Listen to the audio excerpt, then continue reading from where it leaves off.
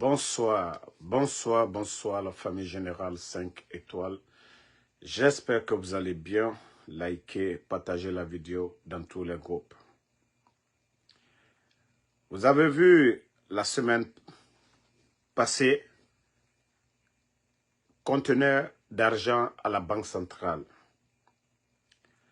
Doumbouya a baragué population B. Il a envoyé pour le peuple. Maintenant, c'est pour lui. Conteneur d'argent au palais M5. Oui, l'achat des consciences peuvent commencer. Ah, la Guinée. D'ici, Mamadi va partir. D'ici, il va partir. Il va endetter la Guinée. On vous a prévenu sur ça, mais vous n'avez pas compris.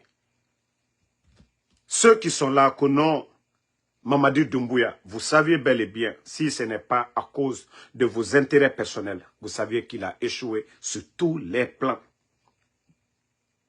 Il va continuer à commander de l'argent. Vous avez vu l'argent qu'il a envoyé à la Banque centrale. L'argent qu'ils ont commandé, ils ont envoyé à la Banque centrale. Hey, Mbara Falaobe, même si la Banque mondiale donne 5 milliards de dollars à Mamadi, ça ne va pas résoudre les problèmes guinéens.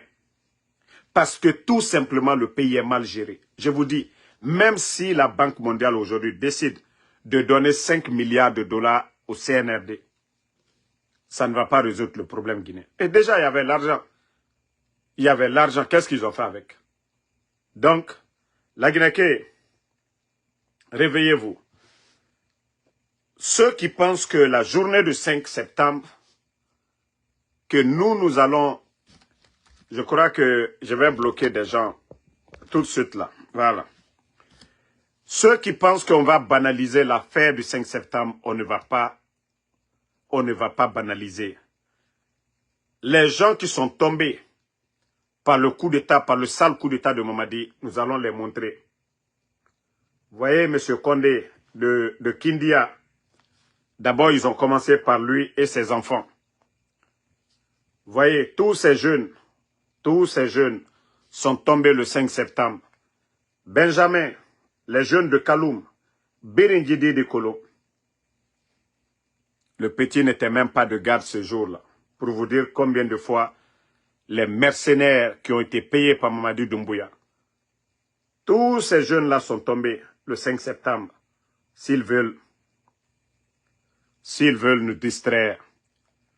Ah, moi-même, mon grand à moi, Seydou. Voici Seydou qui est là. Tous ceux-là sont tombés. Voilà. Tous ces jeunes sont tombés le 5 septembre. Ils veulent, si des imbéciles veulent célébrer le 5 septembre, tous ces jeunes soldats, garde présentielle, oui, que Mamadi et sa bande, voilà, je vous montre l'autre photo de Grand Seydou, qui n'était pas de garde, les mercenaires de Mamadi Doumbouya, dont je vais vous montrer des images tout de suite, vous allez voir. Voilà. Tous ces jeunes que vous voyez sont tombés le 5 septembre, que des bandits veulent célébrer le 5 septembre. Si certains veulent célébrer,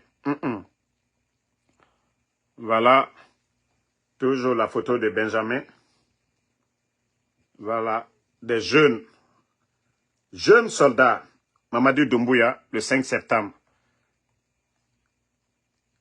Ceux que Mamadi a tués, voilà, la petite a perdu son papa le 5 septembre. Voilà, pour vous dire que beaucoup sont tombés le 5 septembre, comme ils veulent faire croire aux gens. Voici, tous ces soldats sont tombés le 5 septembre. Donc, Mamadi, il est conscient de tous ces jeunes-là. Tous ces soldats sont tombés le 5 septembre par Mamadi Doumbouya et ses mercenaires. Voilà. Voilà. Mais, comme je vous ai dit, le coup d'État est un crime et ils vont rendre des comptes. Inch'Allah, ils vont rendre des comptes au peuple de Guinée. S'ils pensent que ça restera impuni, là vous vous trompez. Vous allez rendre des comptes Vous allez rendre compte. Et comme je vous ai dit, le jour du coup d'État, voici les mercenaires qui étaient là. Vous avez vu? Le jour du coup d'État, ces mercenaires. Voici des mercenaires, les mercenaires que Doumbouya et sa bande, le jour du coup d'État, les mercenaires qu'ils ont. C'est-à-dire que c'est là on vous a dit, le coup d'État, c'était contre la Guinée et non pas, voilà. Attendez, ceux qui insultent là, ne les répondez pas, nous on les bannit et puis on avance. Voilà. On les bannit, on avance. Bon, vous avez vu les mercenaires du 5 septembre. Voilà, les mercenaires. Nous avons les archives, hein. Les mercenaires du 5 septembre. Ce sont les images des mercenaires que Doumbouya, qu'il a fait venir le 5 septembre contre le régime du président Alpha Condé. Allez prendre des toubabs, des gens, des mercenaires pour venir tuer la garde présidentielle dont je viens de vous montrer quelques images. Mais franchement, et voilà, ils n'ont rien à faire, ils n'ont rien à faire. Et vous avez vu, ce sont les sacrifices sataniques là qu'ils font. Regardez, hein. Vous voyez le taureau là dans le trou. Et Mouna Sese, c'est ce que Doumbouya et son clan sont en train de faire. C'est-à-dire pour endormir le peuple de Guinée. Voici l'œuvre de CNRD. Regardez. Ovarato, Ninge Etenasa Manama.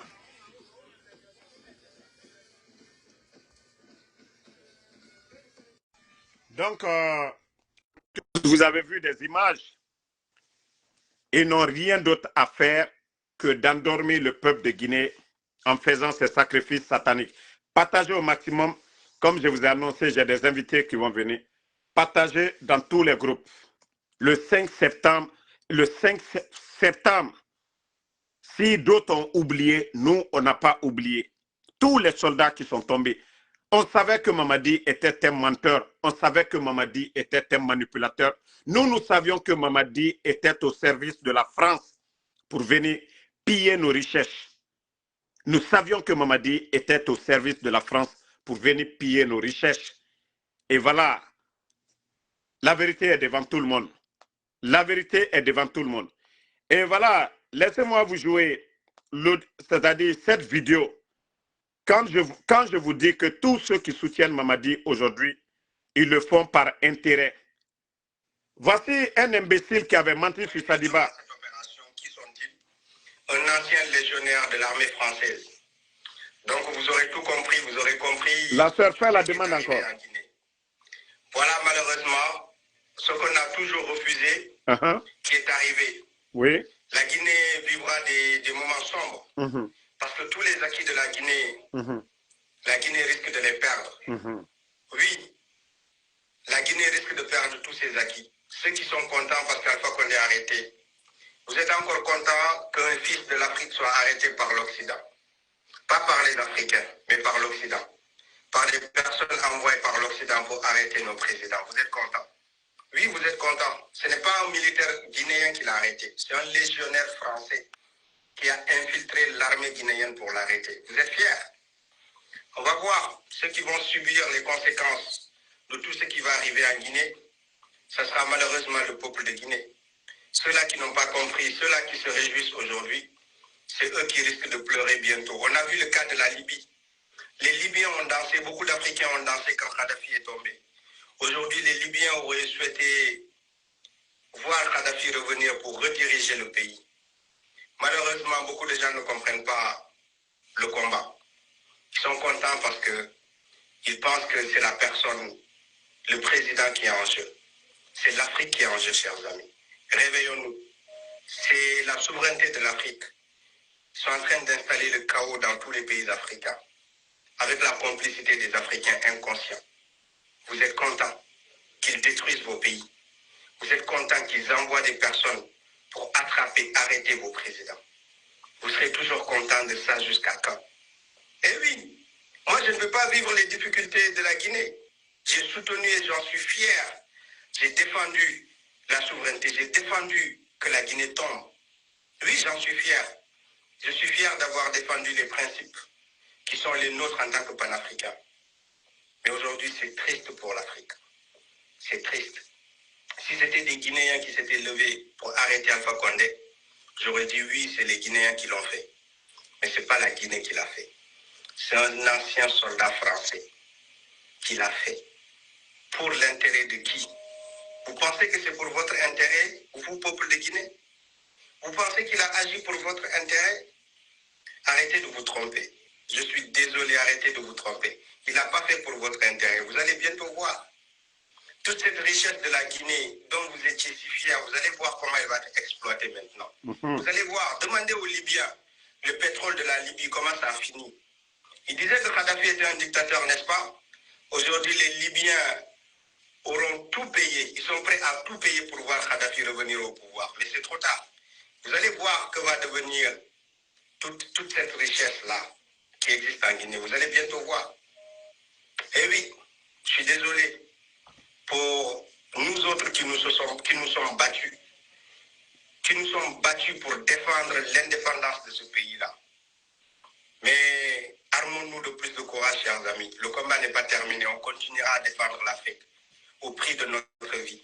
Même si beaucoup ne comprennent pas pourquoi on se bat. Bon, vous avez vu ce guignol aujourd'hui qui fait partie de ceux-là qui ont menti sur M. Sadiba, père son âme. Ça, c'était dès le début du coup d'État. Et tout ce qu'il avait dit hier, c'est ce que le peuple de Guinée est en train de vivre aujourd'hui. Nos mines, Simandou, il avait tout dit. Mais à cause de l'argent, ce petit traître, voilà, l'hypocrite là, à cause de l'argent. Parce que nous, on nous a tenté aussi par les mêmes méthodes. C'est-à-dire le CNRD, c'est ça. Makosso avait dit la même chose. C'est-à-dire tous ceux qui critiquent la Guinée, le CNRD, ils mettent le paquet. Ils mettent le paquet pour les faire taire, pour que ceux-ci-là viennent de leur côté. Voici ce petit malhonnête, souvent qui sort pour encore défendre. Vous voyez, moi, la vidéo là, heureusement que nous avons retrouvé. Et c'est ce que je vous dis. Si vous remarquez, tous ceux qui ont soutenu le CNRD au départ, 90% sont dessus du CNRD. Si vous prenez le jour du coup d'État, ceux qui sont sortis, voilà, eux, ils avaient cru au discours de Mamadi Doumbouya. Aucun de ces personnes aujourd'hui n'est avec Doumbouya. Ma soeur Aïssatou, faites la demande encore. Voilà. Faites la demande. Attendez une minute. Tous ceux qui ont soutenu au départ, je vous dis, 90% aujourd'hui ne soutiennent pas. Il faut prendre l'UFDG dans son ensemble. Vous prenez UFR, vous prenez les autres partis politiques. Ali Ouba, il est où aujourd'hui? Vous prenez les journalistes, les médias qui ont soutenu. Lamine Girassi, il est où aujourd'hui? Où est les journalistes de films, de Joma? Donc, c'est pour vous dire, tous ceux qui apportent leur soutien aujourd'hui, c'est que le peuple de Guinée est fatigué, les gens sont fatigués, le CNRD a appauvri les Guinéens, ils ont intimidé les gens, menacé les gens, donc les gens n'ont pas de choix. Tous ceux qui soutiennent Mamadi aujourd'hui, ils n'ont pas de choix. Ils le font malgré eux-mêmes. Sinon, l'UFDG, le poids de l'UFDG est connu. Mais ils sont où aujourd'hui? Ils ne sont pas avec lui. L'UFR, ils ne sont pas avec lui. Faya Minimono, on voit ses critiques. Bien vrai que, voilà, je lui vois comme ça. Mais, à la dernière minute, ce ne sont que des démagogues. Selou Baldé, transition, Manda Mara, lui aussi, il allait pour manger. Baouri est là-bas pour manger. Ousmane Gawal est là-bas pour manger. Tous ceux qui sont là-bas, ils sont là-bas pour manger. Famille, je vous ai dit, Dieu est fort. Hein? Allah subhanahu wa ta'ala, le créateur. Vous avez vu aujourd'hui, la journée, toute la journée, il ne faisait que pleuvoir sur Conakry. Il a plu aujourd'hui sur Conakry. Tout ça parce que c'est-à-dire, ces malhonnêtes-là, mettez les cœurs, ils veulent signaler le live. Ils veulent signaler le live, beaucoup de cœurs. Ces malhonnêtes ont voulu, voilà, marcher sur la mémoire de tous ces soldats de la garde présidentielle tombés le 5 septembre. Mais Dieu sait faire les choses. Ceux qui ont voulu organiser des concerts géants, ceux qui ont voulu organiser des danses partout à Conakry, Allah subhanahu wa ta'ala, le bon Dieu, il a fait tomber la pluie en abondance sur Conakry aujourd'hui. Vous avez vu les voyous sortis? Vous avez vu ces voyous-là sortis? Je vous dis Dieu, Allah subhanahu wa ta'ala. Moi, je vous dis, nous attendons la fin du régime de Mamadi Doumbouya. Allah nous prélèvera, kun fayakun, vous allez voir. Mamadi pense que non, c'est fini. Et voilà, nous vous informons, après 2 conteneurs d'argent au niveau de la BCRG, il y a un conteneur d'argent qui a été déposé du côté de la présidence.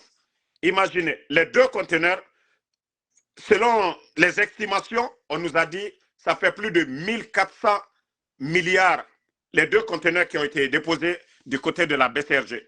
Bon, si on divise par 2, ça fait combien maintenant? Si nous divisons 1700 par 2, donc 1400, ça nous fait 700 milliards, ce qui veut dire à peu près 700 ou même peut-être 1000 milliards qui se trouvent dans le conteneur qu'ils ont déposé à la présidence. Parce que c'est le moment, tous ceux qui vont venir là-bas, les soutiens là, Mamadi va prendre l'argent dans le conteneur là pour donner à ses soutiens. Imaginez, 1000 milliards, ça fait combien? Ça fait combien en francs guinéens? À peu près, je crois, je vais dire 100 milliards, plus 100 millions de dollars. 100 millions de dollars. Mamadi Doumbouya va dilapider 100 millions de dollars juste pour des mouvements de soutien. Vous voyez, il est devenu, lui et sa famille aujourd'hui, ils sont devenus des distributeurs automatiques de véhicules. Pourtant, c'est Doumbouya qui disait que le régime d'Alpha Condé, c'était la gabégie. Mais aujourd'hui, après tout ce qu'il a dépensé dans le vide, endetté le pays, aujourd'hui, nous sommes à près de 3 milliards de dollars et il continue encore à faire planche à billets, imprimer des billets pour dévaloriser le franc guinéen. Ah, la Guinée, Mbaradji Falaoube. Attendez, je crois que la sœur est là. Bon, je ne sais pas si c'est ta position. Parce que je vous ai dit, Mamadi Doumbouya n'est pas la solution. Voilà, heureusement. Maintenant, je vais vous montrer une image. Bonsoir. Bonsoir, Benito. Bonsoir, Damaro. Comment tu vas? Ça va, alhamdoulilah. Ok, partagez un peu le temps de donner la parole à notre sœur. Vous avez vu, je vais vous montrer une voiture. Vous savez tous les pick-up là, Toyota. Vous savez tous les prix de ces Toyota ici. Voilà. Ça encore, ce Toyota, c'est un don de la maman de Doumbouya, Adja Mandjoura. Adja Mandjoura avec elle, entreprise bien avant l'arrivée de son enfant. Donc, pour vous dire que Doumbouya, la famille Doumbouya aujourd'hui, après sa sœur Aïcha, on avait tous vu, elle aussi, elle avait donné une voiture du côté de Cancan. Donc, la famille de Doumbouya aujourd'hui nage dans l'argent des Guinéens. Donc, je vous ai dit, Doumbouya n'est pas la solution. Et voilà, ça c'est un don de la maman de Doumbouya. Et peuple de Guinée, réveillez-vous. Mamadi n'est pas la solution, il ne sera jamais la solution. Et tant que nous sommes avec lui, nous sommes récolonisés. Et les Français ont la même mise aujourd'hui sur nos richesses. Et voilà comment se fait que des pays en guerre comme le Burkina, nous voyons la croissance dans ces pays, nous voyons le développement dans ces pays, et nous voyons que le Burkina aujourd'hui ne vient pas s'endetter auprès des institutions financières. Donc c'est pour dire que Mamadi, c'est la mauvaise gestion, c'est la gabégie, voilà, c'est l'incompétence. Bonsoir ma soeur, voilà, c'est notre invité. Nous allons parler des événements de demain. Et voilà, vous avez la parole. Bonsoir Damaro, merci encore pour l'invitation, merci pour tout ce que tu fais encore une fois pour la Guinée, les Guinéens surtout, parce que tu sais, comme je le dis souvent, sans toi, sans Benito et tous ces gens qui sont sur les réseaux sociaux, aujourd'hui, la Guinée, les Guinéens surtout qui sont à l'étranger, ou bien même les Guinéens qui sont à l'intérieur du pays, n'allaient pas avoir, en tout cas, au courant de ce qui se passe dans notre pays, malheureusement, parce que les médias, comme tu l'as si bien mentionné, les médias sont complètement verrouillés. En tout cas, ceux qui sont là, ils sont à la solde du pouvoir, ils écrivent pour le pouvoir et c'est vraiment très dommage. Et tu sais, tu as parlé tout à l'heure là c'est-à-dire de Mamadi comme étant un pion de la France-Afrique.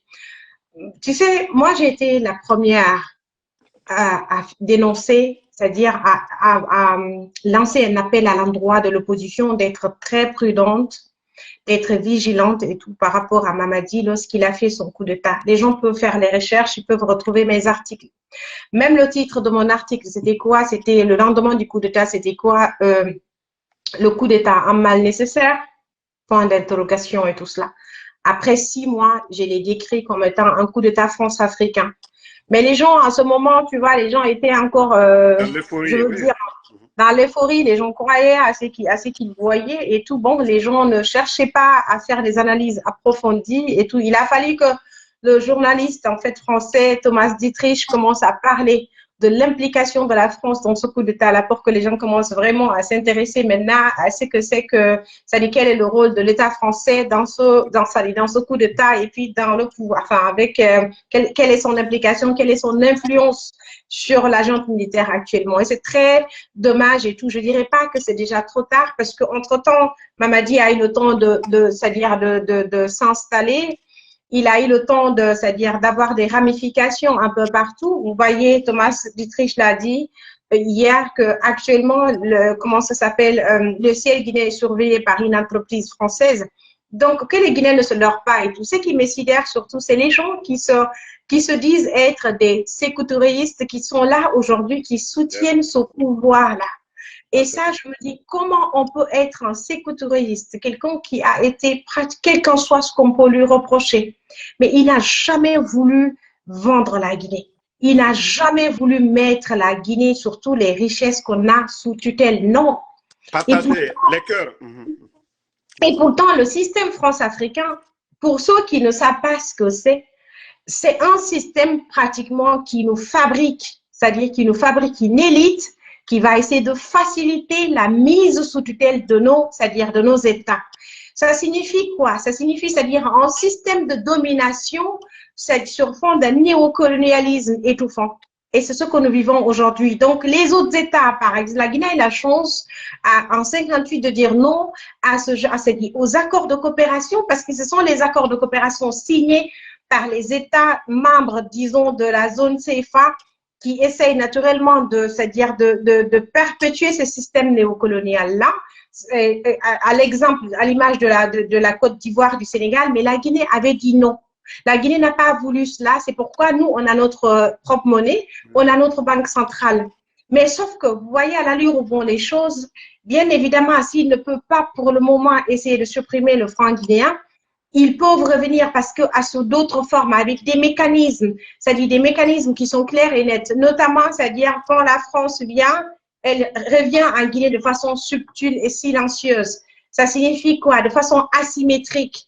Elle est présente, elle essaye d'avoir accès à nos ressources, elle essaye de contrôler l'élite, elle essaye de contrôler l'armée. Et ce qui est plus encore alarmant dans le cas de la Guinée, c'est que malheureusement, avec le système France-africain, beaucoup parmi les opposants aussi sont des adeptes du France, c'est-à-dire du système France-Afrique, alors que c'est un système criminel, c'est un système d'asservissement, c'est un système de domination de nos États, c'est un système qui est opposé à l'Afrique des libertés. Alors, c'est ce que je disais hier c'est-à-dire dans le panel de Tidiane Lapuissance, je dis, tant que les opposants qui ont la possibilité de monter sur, comment ça s'appelle, de parler sur les médias mainstream occidentaux, n'arrivent pas réellement à dénoncer l'implication directe de la France dans la situation, c'est-à-dire dans la situation actuelle de notre pays, les lignes ne vont pas bouger rapidement comme ça se doit. Et vous voyez déjà de l'autre côté, qu'est-ce qui a fait que les Sonko sont venus au pouvoir? Parce qu'ils ont pointé du doigt c'est qu'ils n'allaient pas dans leur pays, c'est-à-dire l'implication de la France et surtout la mise sous tutelle du Sénégal avec ce système France-africain. Même si malheureusement aujourd'hui, c'est-à-dire ils n'arrivent pas encore à couper le cordon ombilical, comme le disait le président Alpha Condé à Abidjan, avec comment ça s'appelle, avec la France, c'est clair, les relations sont encore là, c'est timide et tout cela. Et il faut aussi que les gens comprennent, nous qui dénonçons la France-Afrique, on ne dit pas qu'on ne veut pas coopérer avec l'État français. Nous voulons coopérer avec l'État français, nous voulons coopérer naturellement avec l'État allemand, par exemple, mais nous voulons coopérer avec tous ces États-là en essayant de protéger l'intérêt de nos États, l'intérêt de nos peuples. Vous voyez comment le monde est en train d'évoluer aujourd'hui, mais quelle est la place de l'Afrique dans tout cela? Vous avez vu la conférence qu'il y a eu récemment en Chine, ces jours-là, où il y avait la Russie, il y avait la Corée du Nord, il y avait toutes ces puissances-là, toutes ces grandes puissances du Sud, tu vois, qui n'ont rien à voir pratiquement avec l'Afrique. Mais ils ont été, la plupart ont été aussi colonisés, mais ils se sont trouvés leur chemin. Ils ont essayé de se frayer un chemin dans ce monde-là où pratiquement, comme l'a dit Macron, les gens, ils sont tous des carnivores. Et pour aussi être puissant et respecté, il faut apprendre à être aussi ce carnivore-là. Et mieux, les Africains, surtout la Guinée, doivent comprendre, quand tu as les richesses, lorsque tu as les ressources minières et énergétiques, c'est que tu dois dicter normalement les règles du jeu. La Russie l'a prouvé ces dernières années-là.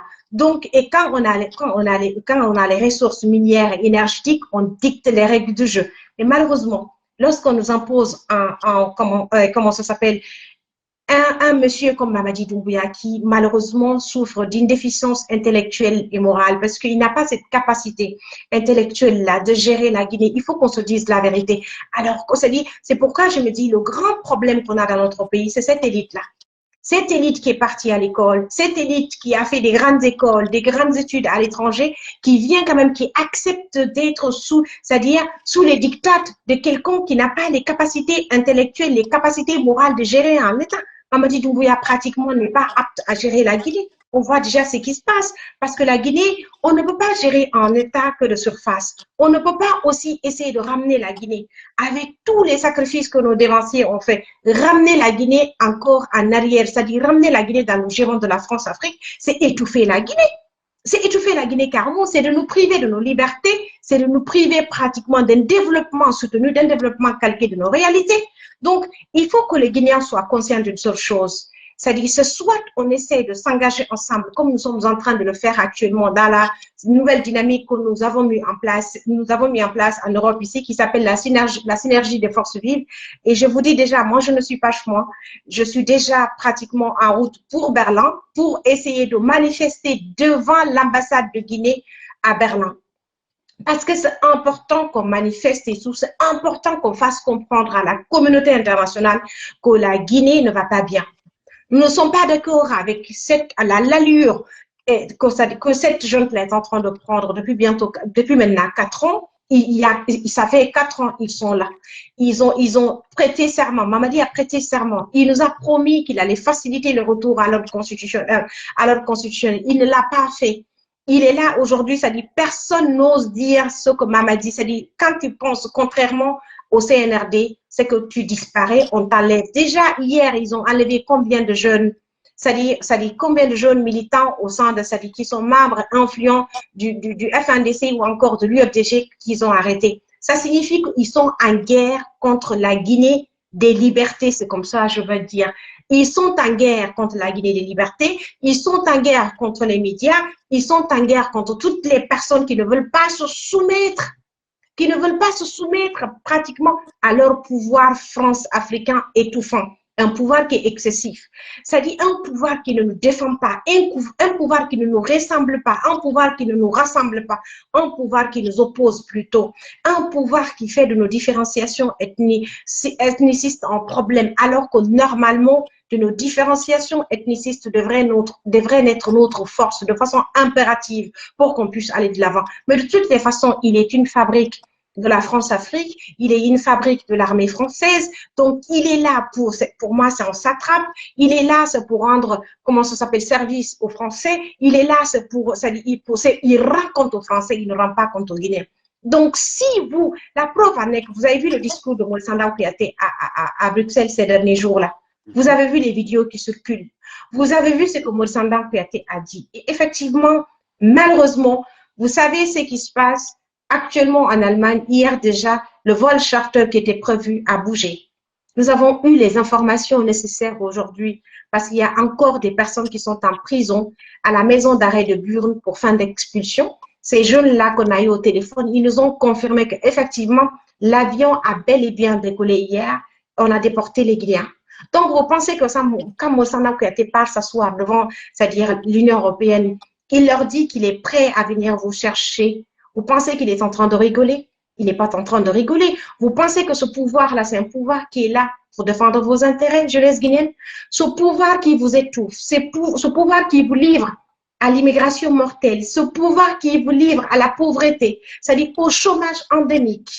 Vous pensez que ce pouvoir-là, il est là pour vous? Ce pouvoir n'a jamais été là pour vous. Ce pouvoir est là, c'est pour plutôt essayer de protéger l'intérêt de ces puissances néocolonialistes, de protéger l'intérêt et surtout de l'État français. Voilà la preuve aujourd'hui. Et c'est pas fini. Il y en a d'autres qui restent, qui sont encore dans la maison d'arrêt de Burn. Et c'est pas fini. Il y a d'autres sa délégation d'expulsion est là en Allemagne. Sa délégation d'expulsion est là actuellement en Allemagne. Elle est revenue. Elle a commencé les identifications depuis le 1er septembre. Beaucoup parmi vous aujourd'hui ont fui. Beaucoup parmi vous ont cherché à se cacher. Beaucoup parmi vous sont inquiets. Beaucoup parmi vous ne dorment pas dans leur maison. Pour quelle raison? Parce que tout simplement, il y a un petit clan, il y a un petit facho, c'est-à-dire qui est là, qui décide en fait que vous n'avez pas droit au développement. Non seulement chez vous, vous n'avez pas droit au développement, mais en dehors de la Guinée aussi, vous n'avez pas droit au développement. Ils viendront vous chercher. Et c'est là, nous qui sommes là, on assiste ces jeunes-là. Quand ils nous appellent, c'est les jeunes qui parlent Soussou, c'est les jeunes qui parlent Maliki, c'est les jeunes qui parlent Kissi, qui parlent Guerze, qui parlent Poulard. C'est là que vous vous rendez compte que, c'est-à-dire ces gens-là, ils ne se soucient pas de votre devenir. Ce n'est pas une question d'ethnie, c'est une question de clan. Parce que dans ce clan qui nous gouverne aujourd'hui, il y a tout le monde dedans. Ce n'est pas leur problème. Aujourd'hui, vous voyez, ceux qu'on a rapatriés là, ils ont rapatrié combien de personnes? Vous pensez que ces gens-là, ils ont trié? Vous pensez qu'ils ont dit, toi, tu es Peul, toi, tu es Soussou, toi, tu dois rentrer, les autres vont rester? Ils ne peuvent pas. Ils ne peuvent pas, parce que c'est un pouvoir qui tend la main. C'est un pouvoir, c'est des mendiants qu'on a ici. C'est des mendiants qui nous gouvernent. C'est des gens qui sont ambivalents, ils tendent la main, ils attendent la vie de l'extérieur lorsqu'un pouvoir, un État, une nation, après 66 ans d'indépendance, attend toujours dans la jouissance la vie de l'extérieur. Comment vous voulez que ces gens-là vous protègent? Comment vous voulez que ces gens-là, c'est-à-dire vous protègent? Ils vous protègent en Guinée et à l'étranger. Vous voyagez aujourd'hui, vous quittez la Guinée, c'est-à-dire vous traversez la Méditerranée pour risquer votre vie. Ceux qui ne finissent pas comme des cadavres dans les tréfonds de la Méditerranée se retrouvent en Europe confrontés au racisme quotidiennement, surtout en Allemagne actuellement. Et maintenant, on vient encore vous chercher. Et pourtant, beaucoup parmi vous sont malades. Vous avez des maladies qu'on ne peut pas soigner en Guinée. Beaucoup parmi vous, ça lui font des formations que vous ne pouvez pas faire chez nous. Beaucoup parmi vous travaillent. Beaucoup parmi vous ont des enfants ici. Et qu'est-ce qui se passe finalement? On vient vous chercher, on vous déporte comme des colis parce que votre vie ne compte pas. Parce que pour eux, votre vie ne vaut pas plus que le pet dans la peur. Et quand tu regardes Etous Mamadi, il a vécu en Europe, il sait ce que c'est que demander de l'asile, il en a fait, il a l'expérience, les Moussandam Kouyaté pareil, Moussandam Kouyaté qui nous dit qu'il y a le boulot en Guinée, mais sa famille se trouve aux États-Unis. Pourquoi ces enfants ne rentrent pas si on a vraiment assez de boulot avec Simandou? Vous voyez un peu, c'est-à-dire le foutage de gueule. Et c'est pourquoi je vous demande, dans le cadre de cette synergie-là qu'on a mis en place, de sortir, que tu sois en Belgique, sors, va réclamer tes droits. Ici, personne ne va t'assassiner, personne ne va te kidnapper parce que tu es sorti réclamer tes droits.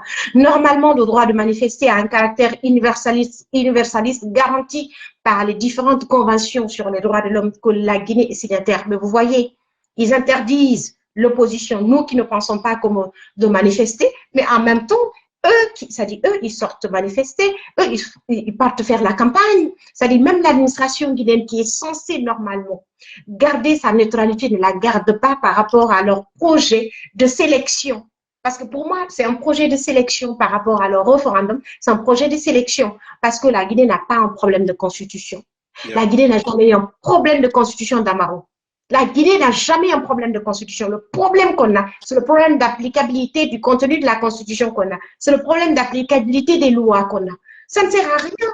Ça ne sert à rien de mettre tout le temps une nouvelle constitution et puis tu vois des gens qui font de la campagne pour dire que voilà, l'éducation sera gratuite. Mais attendez, quelle éducation va être gratuite? Vous savez, Mamadi même a dit, Madame même, tu sais, il a pris un décret récemment.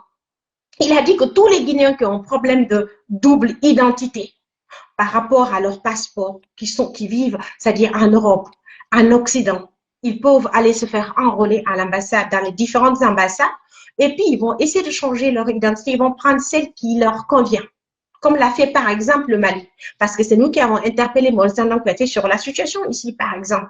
On a pris l'exemple sur le Mali d'Assimi Goïta, qui a essayé de régler ce problème-là en 1 mois, 4 semaines. Et nous, quand il a pris le décret, il a demandé alors à ses agents de l'appliquer. Mais vous savez ce qui se passe? Les agents de Mamadi ne l'appliquent pas, là. Tu sais ce qu'ils font? Normalement, tu dois payer tout simplement les frais d'enrôlement qui varient entre $125 jusqu'à $350.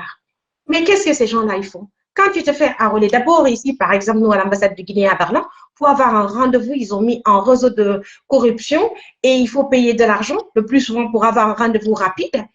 Et quand tu te fais enrôler dans ces conditions-là, parce que tu as un problème d'écrasement de passeport, qu'est-ce qu'ils font? Ton passeport sort à Conakry, il te demande de payer 2 000 €. Wow. 2 000 € pour Non, mais obtenir... j'ai cru que ce n'était pas vrai, parce que d'autres me l'ont dit, mais moi, je n'avais même pas cru. Wow. D'accord, je vais te faire jouer. Je vais t'envoyer les audios. Tu vas les écouter. Toi-même, tu vas les faire jouer. J'ai les audios. Wow. C'est-à-dire le personnel impliqué. C'est-à-dire, pour le moment, je garde les audios parce qu'en fait, le jeune doit recevoir pratiquement son passeport pour le couvrir. Wow. Ils sont en train de mettre, c'est-à-dire, c'est tellement de jeunes qui se retrouvent dans cette situation. Il y en a naturellement qui payent parce qu'ils se disent que, bah, attends, ma soeur, voilà, si on ne paye pas, qu'est-ce que nous, on va essayer de faire et tout? On n'a pas le choix, j'ai besoin de mon passeport, je paye. J'ai dit, mais attendez, il s'agit de l'applicabilité d'un décret. C'est-à-dire, celui qui est là, qui gère l'État guinéen, il prend un décret. Il demande à ses agents de faire respecter son décret. Ces agents essaient de contourner le décret. On exige 2 000 € des jeunes guinéens pour qu'ils puissent obtenir son passeport. Parce qu'ils lui disent que le passeport a une anomalie. Et ce qui est encore plus aberrant, ce qui est encore plus sidérant, ce sont même les gens de la diaspora qui sont impliqués dans cette histoire de mafia. Tu vois ce que ça fait? C'est-à-dire, le Guinéen à tous les niveaux, nous sommes corrompus et corrupteurs. C'est-à-dire, on n'arrive pas à comprendre que normalement, un État ne peut pas fonctionner de cette façon-là. Et encore, je vous dis, si vous restez dans vos maisons, vous pensez que quand vous sortez manifester là, c'est pour donner de la force à Madame Baldi, c'est pour donner de la force à l'UFDG, c'est pour donner de la force au RPG, c'est pour donner de la force, je ne sais pas quoi, vous vous trompez. Parce que moi qui vous parle là, mettez en principe, moi qui vous parle, en principe, je peux rester dans mon coin, je peux rester dans ma zone de confort. Parce qu'en fait, je ne vais pas sortir manifester jusqu'à ce que quelque chose va me manquer dans ce pays. Je ne peux pas sortir manifester jusqu'à ce que Maurice Ndankwete va signer un décret pour dire que voilà, ou un accord pour me faire expulser. Vous le savez, bien évidemment. Mais on le fait, c'est parce qu'on se dit, la Guinée ne peut pas toujours continuer comme ça. On le fait parce qu'on se dit que le pays là ne peut pas continuer à être géré par un petit clan. C'est-à-dire qu'il n'a non seulement ni la volonté, ni l'engagement nécessaire pour essayer de sortir la Guinée de sa situation de cul-de-sac. On ne peut pas quand même essayer de gérer une nation. On ne peut pas se passer des partis politiques dans un pays. Dans une nation qui se veut démocratique, on ne peut pas se passer des partis politiques, quelles qu'en soient les anomalies au niveau des partis politiques. Quand je vois la sortie de cette dame-là, Diané Touré, qui nous parle, qui dit que voilà, que l'UFDG n'a qu'à justifier, par exemple, l'achat de son siège, mais c'est ridicule. Parce qu'elle-même, elle sait pertinemment que ça dit, le siège de l'UFDG a été acheté avec l'argent des militants de l'UFDG. Yeah. Ça, deuxièmement, elle n'a qu'à nous expliquer, par exemple, elle, comment elle fait pour mener son train de vie qu'il est en train de mener actuellement, y compris son ministre et son ministre de tutelle, M. Condé, y compris Mamadi Doumbouya. Tu l'as dit tout à l'heure, là, l'argent qui est venu parce qu'il y a un déficit, parce que tu sais, comme Damaro, à chaque fois quand on parle de manque de liquidité, c'est qu'il y a un problème de déficit budgétaire. Partagé, oui. Il y a un problème de déficit budgétaire. Donc, maintenant, ils partent fabriquer de l'argent. Ils amènent, ils inondent le marché guinéen. Naturellement, il faut s'apprêter à ce qu'il y ait de l'inflation aussi sur le terrain. Parce que quand on inonde le marché normalement avec des billets de banque, c'est-à-dire avec du cash, c'est que le risque qu'il y ait une inflation, elle est trop élevée. Et là, maintenant, là, quand il va prendre cet argent-là, il va essayer de prendre cet argent, il va distribuer à ces gens-là. Et c'est-à-dire elle-là même, cette dame-là, elle en profite aussi. est-ce que normalement, ces gens-là ont, c'est-à-dire, ils peuvent dire quelque chose aux Guinéens en temps normal? Parce qu'ils ne font même pas preuve d'exemplarité. C'est pourquoi j'ai dit ici, pourquoi vous êtes là, vous essayez de maintenir, c'est-à-dire les anciens dignitaires du pouvoir du président Alpha Condé en prison? Parce que vous ne faites pas preuve d'exemplarité. Vous ne faites pas preuve, vous détournez des fonds publics aujourd'hui. Vous êtes plus vorace, vous êtes plus cynique, vous êtes plus méchant. C'est-à-dire du grand au petit, vous êtes tous des corrompus et des corrupteurs. Comment vous pouvez maintenant prétendre lutter contre la corruption dans ce pays? C'est que c'est ahurissant, c'est incroyable. Et comment en temps normal? Tu sais, même quand les gens partent manifester, tu t'imagines le degré, c'est-à-dire le degré de fourberie que ces gens ont. Vous prenez de l'argent, vous donnez aux gens pour qu'ils partent manifester. Je ne comprends pas. Ils prennent de l'argent, ils donnent aux gens, partez manifester pour soutenir le CNRD. Mais on n'a pas, la popularité ne s'achète pas. Ça ne s'achète pas. Quand tu achètes ta popularité, dis-toi qu'à un moment donné, c'est que le jour où tu n'as plus d'argent à donner aux gens, ils vont te tourner le dos. Donc, vous allez continuer à donner. C'est pourquoi l'argent est fini dans les caisses de l'État. Parce qu'ils prennent de l'argent, ils donnent aux gens. Le Guinéen, c'est-à-dire, ils disent aux Guinéens, prenez ça. Ils donnent tel 500 000 euros. Il n'a pas 400 000. Partez faire de la campagne. Maintenant, vous faites de la campagne. L'argent dans les caisses de l'État, ça va finir. Donc, ça veut dire que c'est que je n'arrive pas à comprendre cette façon de c'est-à-dire de personnification du pouvoir. Cette façon de gérer l'État guinéen, c'est comme si c'était une entreprise familiale, c'est comme si c'était un petit clan qui se retrouve, un petit clan entre copains, qui se retrouve, qui se dit, écoute, chacun d'entre nous doit avoir sa part et tout. Tellement que l'État guinéen est devenu, je te jure, une sorte de, c'est-à-dire une sorte de fromage. Ils ont transformé l'État guinéen en une sorte de fromage parce qu'ils sont tous des râteliers. Chaque rat veut avoir sa part de fromage et c'est très dommage. Je te promets. Un conteneur d'argent a été déposé ce soir aujourd'hui à la présidence. Pourquoi? Non, mais c'est ce que je te dis. Mais c'est parce que la Guinée est devenue, c'est-à-dire l'État guinéen est devenu une sorte de fromage pour eux. Donc, comme ce sont des râteliers, chaque rat doit avoir sa part de fromage.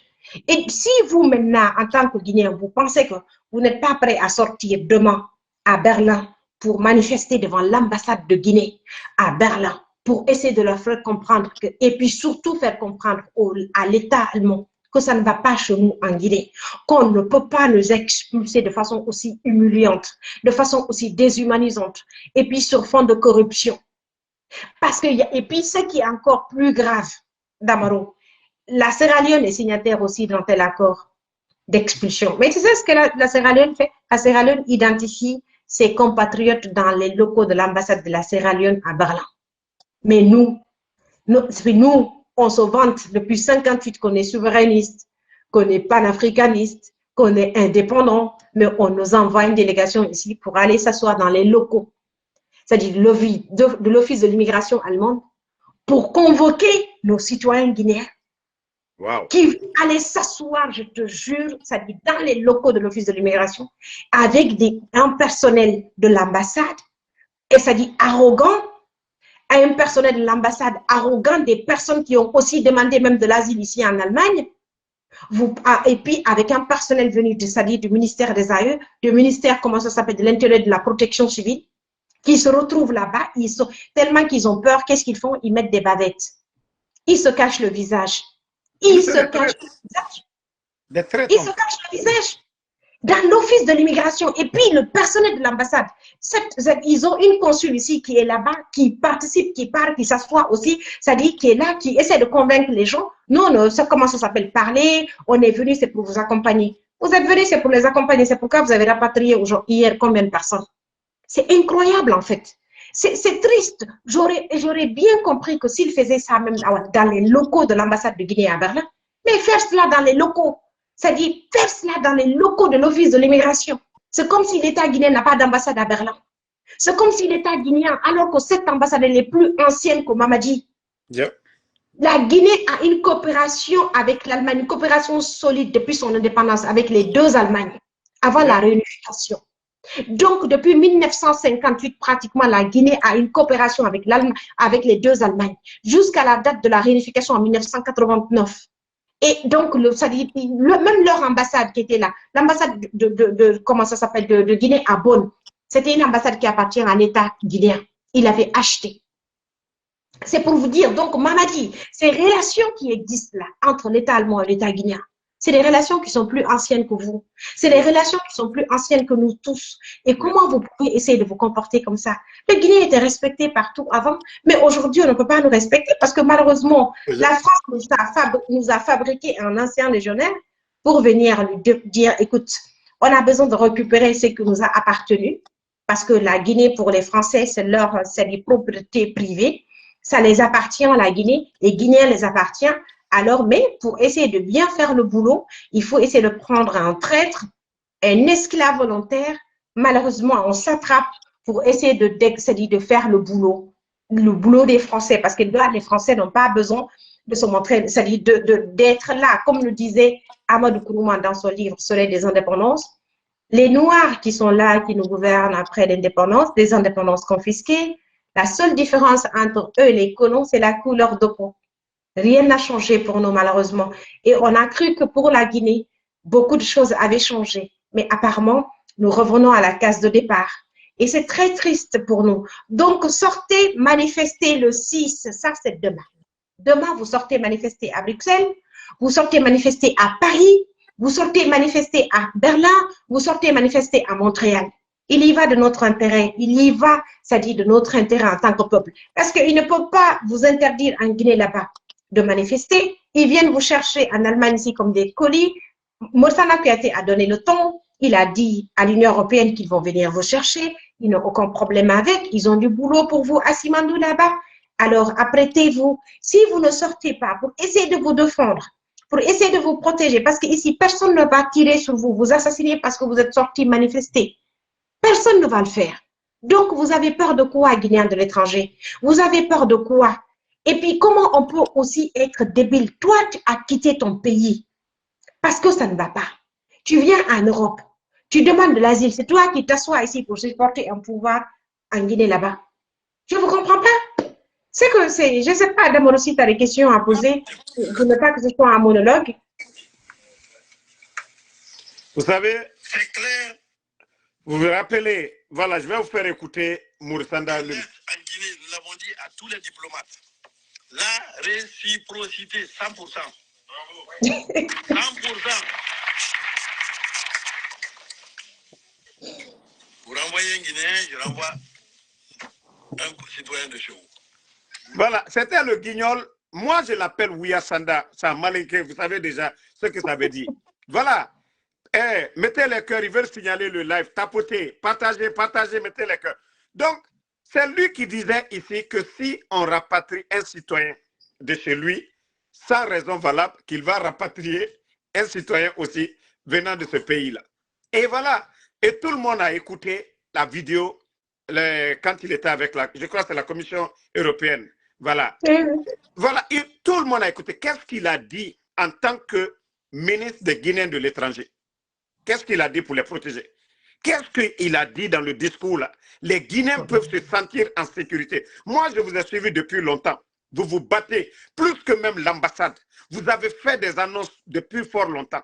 Mais voici le résultat qui est là. Ce que vous avez voulu éviter dans toutes vos sorties, pour ne pas qu'on rapatrie nos compatriotes comme si c'était des sacs de riz qu'on venait prendre et amener au pays. Franchement, c'est une honte. Et voilà, comme on vous le dit, hein, quand on vous dit de sortir pour manifester, c'est à cause de tout ça. Voilà, pour prouver que oui, ceux qui sont en Guinée, ils ne sont même pas prêts. D'abord, il allait mentir. Hein. Quand il dit que Simandou va, aujourd'hui, qu'ils ont besoin de la main-d'œuvre. Aujourd'hui, il y a combien de Guinéens aujourd'hui qui sont assis, qui n'ont pas d'emploi? Et même avec les inondations et autres, est-ce que l'État guinéen est parvenu à apporter assistance aux sinistrés? À plus forte raison de donner de l'emploi. En tout cas, continuons le combat et voilà, rappelez le lieu et l'heure à nos compatriotes du côté de Berlin. Du côté de Berlin, c'est Petalinenstraße, c'est-à-dire numéro 14. Petalinenstraße, numéro 14. Quand tu mets Petalinenstraße, numéro 14, ou bien tu mets ambassade de Guinée à Berlin sur Google Maps, ça va te faire sortir et tout. C'est dans, je crois, la commune Stieglitz. c'est Berlin Stiglitz. Donc, c'est pas compliqué du tout à retrouver. Et donc, voilà, nous, on va être là-bas. La manif commence à 11 heures. On a tout le temps. Nous serons là-bas très tôt le matin. Et on a obtenu l'autorisation. Donc, n'ayez pas peur. Il faut venir. Et d'ailleurs, si tu viens, surtout lorsque tu as demandé de l'asile ici politique, dis-toi que tu as encore des arguments solides pour essayer d'appuyer ta demande d'asile. Donc, c'est important. Et tu sais, d'abord, moi, je me salue. C'est ce que je ne comprends pas. Pourquoi vous avez peur de sortir? Lorsque tu sors, tu manifestes déjà. Vous savez, il y a un jeune qu'ils ont arrêté cette année-là. On est parvenu à le faire sortir de la prison. Voilà des arguments qu'on avait placés. Et lui, il a sa femme ici qui était en état de famille.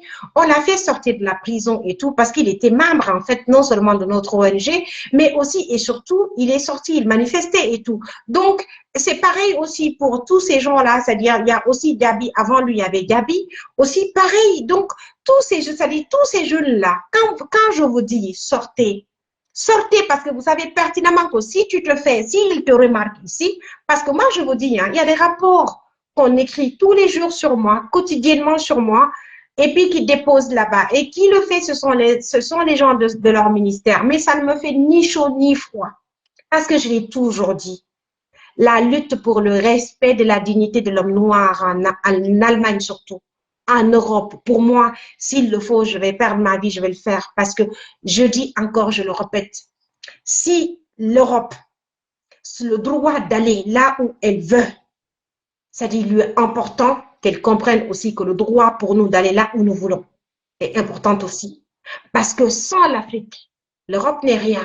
La preuve en est que la France, c'est un empire colonial qui ne veut pas être un ancien empire. Et pourquoi? Vous vous êtes posé la question, pourquoi en fait, si l'Angleterre a osé quitter l'Afrique sous silence, sans faire de bruit, et pourtant l'Angleterre a eu beaucoup plus de colonies que la France en Afrique, pourquoi la France n'arrive pas à le faire? Parce que la France ne peut pas se passer de nos ressources minières et énergétiques. Vous comprenez bien ce que je veux dire?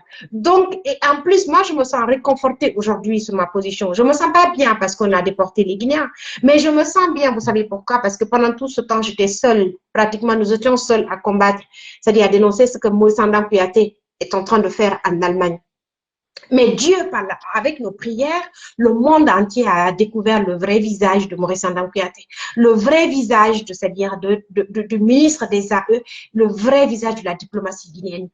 Une diplomatie, à mon avis, qui est assombrée, une diplomatie qui est émiettée, une diplomatie où on a des diplomates corrompus, des diplomates corrupteurs, des diplomates qui ne respectent aucune règle de la diplomatie en tant que telle, des diplomates incapables de protéger nos citoyens à l'étranger, des diplomates même qui ne se rendent même pas compte, c'est-à-dire quand un Guinéen décède ici, je te dis, comment ça s'appelle, Damaro, quand un Guinéen décède ici, il ne contribue pas, c'est ni action, c'est ni réaction. Même quand tu es victime de l'assassinat de la police. On a un cas actuellement où un jeune Guinéen a été assassiné par la police et tout, il n'a rien fait, il était dans sa chambre, dans son camp d'asile.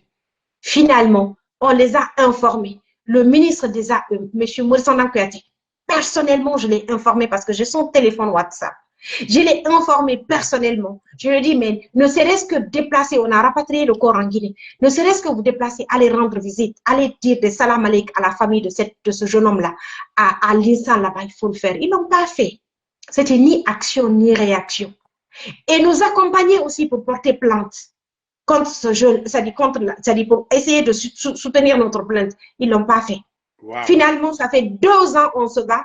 Nous, en tant qu'ONG, avec des avocats, avec la famille du jeune en Guinée là-bas, on se bat finalement, les policiers impliqués dans ce dossier seront jugés. Et avant cela, il y a une autre du nom de Dramé qui a été aussi assassiné. Lui, il est sénégalais. Mais vous savez ce que l'État sénégalais a fait? L'État sénégalais était là du côté des avocats. L'État sénégalais était là même le jour du procès. Il était, les ambassades, ils étaient toujours là. Mais nous, c'est ni action ni réaction. Et quand tu parles, ces gens-là, même ça dit, ici, on a des cas même où on a des Guinéens.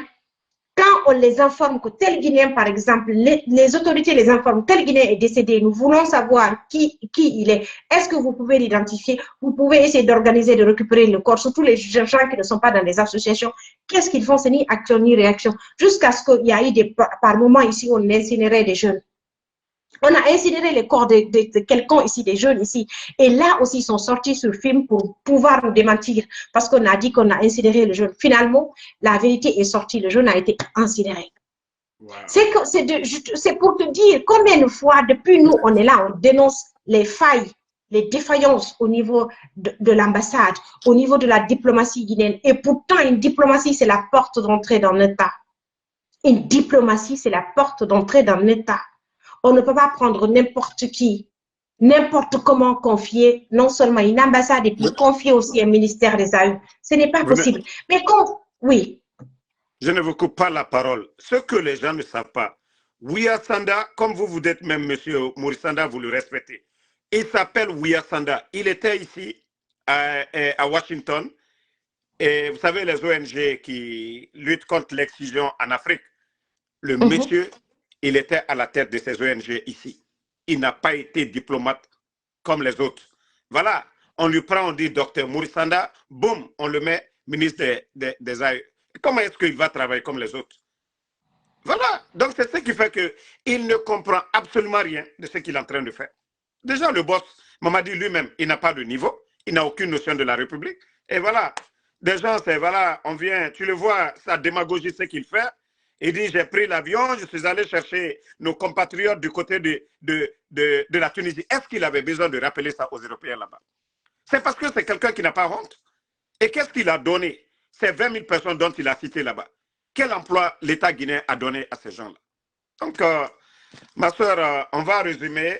Vous allez résumer, voilà, en quelques mots. Et on va... Voilà. Donc, voilà, pour clôturer, en tout cas, encore une fois, sortez demain. Ce n'est pas que seulement qu'à Berlin, sur la Petelinenstraße devant l'ambassade du Guinée à Berlin, c'est un peu partout, c'est-à-dire demain à Paris, demain aussi à Bruxelles et demain à Montréal. Donc, sortez, c'est pour nous. Si on empêche les Guinéens de manifester en Guinée, nous, on ne nous empêche pas de manifester ici. On ne manifeste pas parce qu'on a la haine contre quelqu'un. On ne manifeste pas parce que, c'est-à-dire, nous détestons, c'est-à-dire les gens qui sont là. On manifeste parce qu'on se dit qu'on ne peut plus accepter ce pouvoir qui est excessif, ce pouvoir qui est étouffant, ce pouvoir qui ne rassemble pas les Guinéens, ce pouvoir qui nous divise, qui nous oppose, c'est ce pouvoir qui fait souffrir les enfants, surtout en Allemagne ici. Parce que, c'est-à-dire, le droit au développement, vous nous refusez cela en Guinée. Et si on sort pour venir ici, pour au moins pouvoir s'en sortir, prendre nos familles en charge en Guinée. Vous savez qu'en Guinée, il n'y a pas d'allocation familiale, il n'y a pas d'allocation sociale. Et en Allemagne, quand on vient, la plupart de ces gens-là travaillent. Ils prennent leur famille en charge en Guinée là-bas. Vous venez encore les chercher ici? Eh, bon sang de bon Dieu. Donc, s'il vous plaît, Guinéens de l'Allemagne, sortez demain. Jeunesse guinéenne de Berlin. Vous savez qu'Alpha Omar a perdu la vie ici. Vous savez qu'on a fait une très grande lutte ici pour qu'on vous laisse en paix. Ne pensez pas qu'aujourd'hui, parce que c'est dans les autres régions, ça ne peut pas venir en Allemagne, à Berlin aussi. Ça peut être là à tout moment. Donc, sortez demain massivement. Moi, je serai là déjà à la première heure, Inch'Allah. Que le Tout-Puissant bénisse les Guinéens et la Guinée qui comprennent. C'est tous les Guinéens qui comprennent là. Que le Tout-Puissant nous bénisse. Et tous les Guinéens qui pensent que la Guinée est bien gérée. Que le Tout-Puissant Allah gère votre vie comme la Guinée est gérée actuellement. Wassalam. Wallahi. Merci beaucoup, Madame Baldé. Et voilà, certains demandaient votre page Facebook. Rappelez-les. Voilà. Ma page Facebook, c'est Politique Autrement, Aïssatou Chérif Baldé. Et j'ai le site web aussi, c'est-à-dire je suis journaliste de profession, je ne me suis pas présentée. Hein. Je suis journaliste de profession, je suis politologue de formation et juriste. Donc, j'ai étudié à l'université de Hambourg, c'est-à-dire les sciences politiques et le journalisme. Et j'ai un site web sur lequel j'écris, je parle de la géopolitique, je parle, en tout cas, nous, on critique parce que notre site n'est pas hébergé à Conakry. Ça s'appelle www.africanpanorama.com.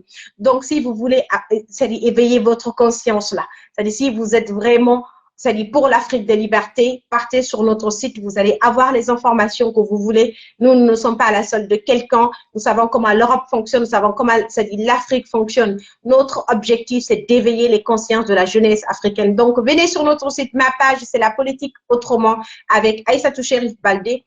Ou bien Dionkosan, quand vous donnez Dionkosan, la politique autrement, vous allez me retrouver et sur Facebook et sur TikTok. Merci à vous. Merci beaucoup, Damaro. Vous allez Merci pour tout ce m'envoyer que le tu lien fais. sur WhatsApp et comme ça, je vais partager sur ma page. Voilà. D'accord. Merci. Merci à Merci. toi, Damaro. Voilà. Merci Merci beaucoup. d'être passé. Merci beaucoup. Voilà. Merci, oui, merci. Bon, comme vous le savez, c'était Madame Baldé.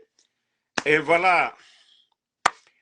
Demain, c'est la journée de vérité. Il faudrait qu'on montre à ces petits bandits du CNRD que nous, les Guinéens, ici en Occident, nous avons cette liberté de manifester.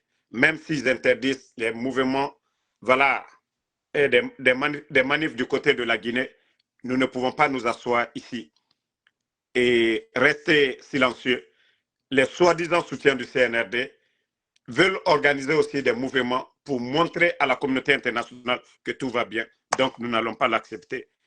Donc, nous vous demandons de sortir massivement du côté de Montréal, du côté de Berlin, du côté de Bruxelles, du côté de Paris pour demain. Nous nous préparons pour nous ici le 13 de ce mois. Donc, merci à tout le monde. Merci à tous ceux qui ont partagé le live. Voilà, merci Sam Norman Wonduno, Fatmata Keita, merci à vous. Merci Mayama Amadou Doré, merci à Suleiman Diallo, Sidi Estidiak T. Diakité, merci à vous. Kone Sokra, merci. Merci à voilà, Djabi Djabi. Merci à Amidomo, Mariama Baldé, Kassé, merci à vous. Merci à Alexandre Pivi. Kourouma Mohamed, merci à vous. Tcherno Sadou Diallo, Salim Djabi, merci à vous. Merci à Kondé Mohamed Koka. Voilà, merci à l'enfant du Prak, merci Abraham Sangaré, Alpha Ouma Diallo, Tcherno Mamadou Diallo, merci à vous, merci voilà, à Mohamed Lamine Bangora, Bronx Sidiki Tiewa, merci à vous, merci à Ismaël Mola Kaba, voilà, vous êtes nombreux, Ngwase Blanga Kamara, merci à vous, Samuel Kamara, merci à vous, merci à Boba Diallo, merci, Omarou So, Salmane Missida Diallo, Negnoa, merci à vous. Merci. Voilà. Mayama Amadou Doukouré. Bouliwal So, merci à vous. Djibril Konate. Ma soeur Mathilde Sarah Makale, merci à vous. Sadia Diallo, merci à vous. Semek, le frangin shérif, merci. Suleiman Diallo, merci à tous les patriotes. Sekou Papus Kourouma. Voilà. Ibro Djane, merci à vous. Shérif Barry. Bonne soirée à tout le monde. Rendez-vous voilà, dans un instant sur TikTok. Voilà. Bangali Mvafinjomande, merci à vous. Barry Alassane Bambowal, merci à vous. Maviatou Diallo, merci. Kourouma Mohamed, bonne soirée.